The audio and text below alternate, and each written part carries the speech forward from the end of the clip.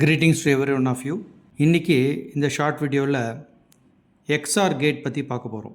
The XOR gate has 2 or more inputs and produces only one output.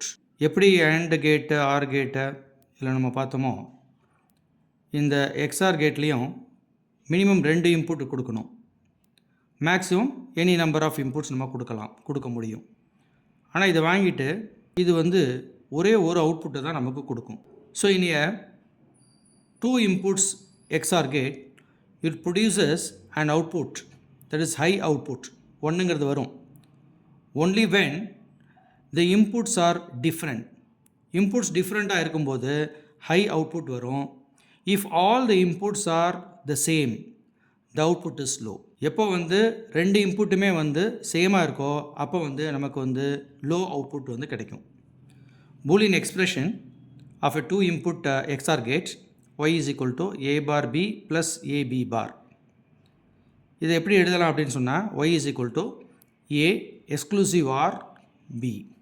இதான் XOR operator. இந்த plus போட்டு n circle பண்ணுறோம்ல இதுக்கு பேர் XOR operation. this is the symbol of XOR gate. இது ab, இதனோட output a XOR b. if you take the truth table different possibility of inputs இருக்குது. இப்போ இதுக்கு முதல்ல நம்ம ஆர் ஆப்ரேஷனோட அவுட்புட்டை பார்ப்போம். 0 0 0 0 1 1 1 0 1 1 1 1 இது ஆர் கேட்டினுடைய output.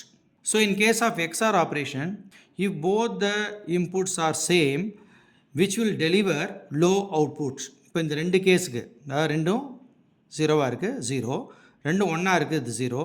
if both the inputs are different, ரெண்டு inputs 0 1 1 0 இது ரெண்டுக்கும் ஹை அவுட்புட் வரும். So this is the working principle of XOR gate. I hope you understood the concept. Thank you.